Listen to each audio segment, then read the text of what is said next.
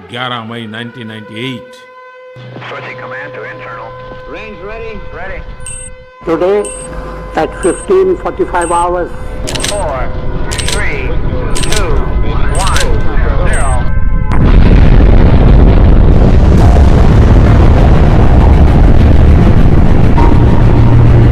India conducted 3 underground nuclear tests in the Pokhran range.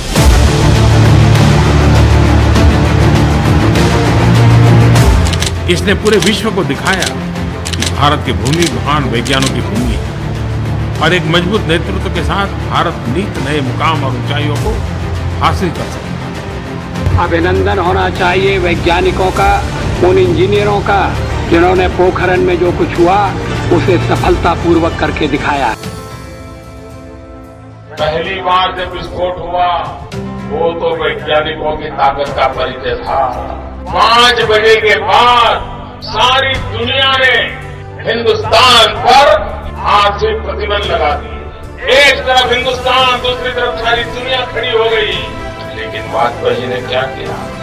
2 दिन के बाद फिर पोखरण में धमाका किया और दुनिया को दिखा दिया हम दबने वाले नहीं, हम टूटने वाले।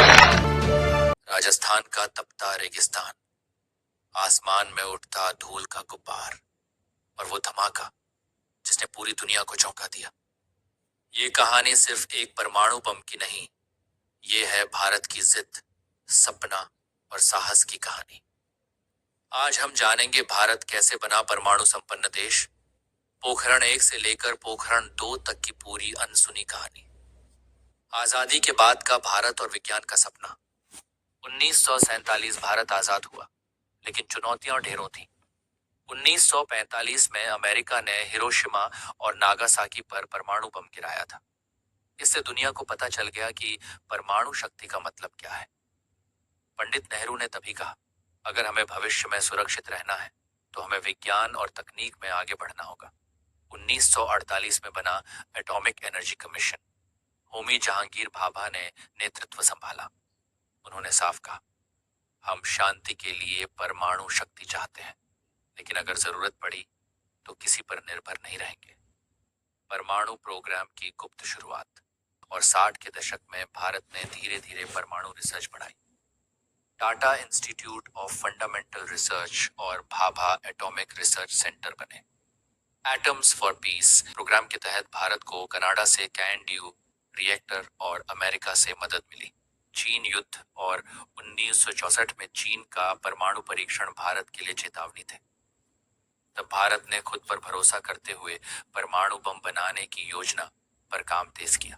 स्माइलिंग बुद्धा, राजस्थान के पोखरण में पहला परमाणु परीक्षण हुआ। कोड नाम था स्माइलिंग बुद्धा। भारत ने दुनिया को बताया कि हम भी परमाणु शक्ति बना सकते हैं। मिशन की तैयारी इतनी गुप्त थी कि CIA को भनक तक नहीं लगी। रेत के नीचे खुदाई कर डिवाइस लगाई गई थी ताकि सैटेलाइट्स न पकड़ पाएं। इस परीक्षण के बाद अमेरिका, कनाडा और बाकी देशों ने भारत पर टेक्नोलॉजी और ईंधन बेचने पर रोक लगा दी। पोखरण 1 के बाद दबाव और भारत की चुनौती। भारत पर अंतर्राष्ट्रीय दबाव बढ़ा। पाकिस्तान ने चीन की मदद से परमाणु बम बनाने की होड़ शुरू कर दी। भारत ने 24 साल तक नए परीक्षण नहीं किए, लेकिन रिसर्च जारी रखी। 1980 और 90 के दशक में पाकिस्तान खुलेआम परमाणु शक्ति बनने की दिशा में बढ़ रहा था। इधर भारत में राजनीतिक हालात स्थिर नहीं थे, इसलिए परमाणु परीक्षण टलते रहे। पोखरण 2 क्यों हुआ?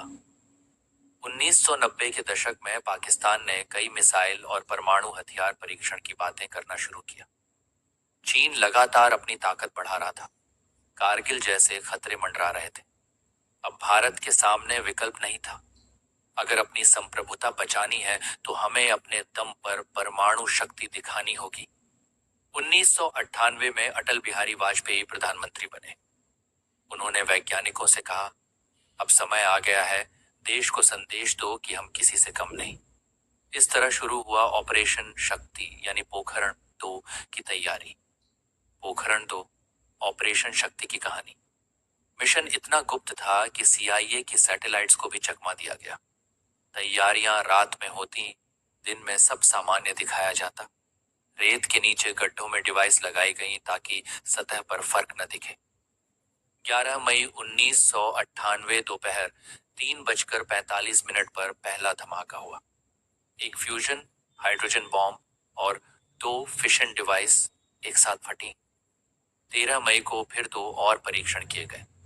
वैज्ञानिकों की टीम में थे APJ Abdul Kalam, doctor R Chidambaram, doctor Anil Kakodkar.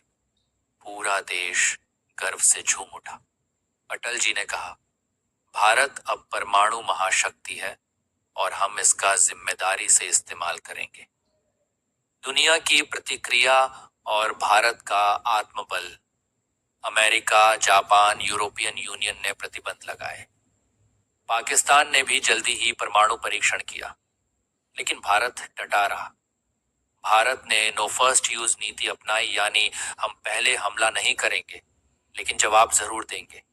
हाल ही में हुए पाकिस्तान से टकराव के बीच ऑपरेशन सिंदूर चलाया गया। भारत ने अपनी नीति में बदलाव भी किए।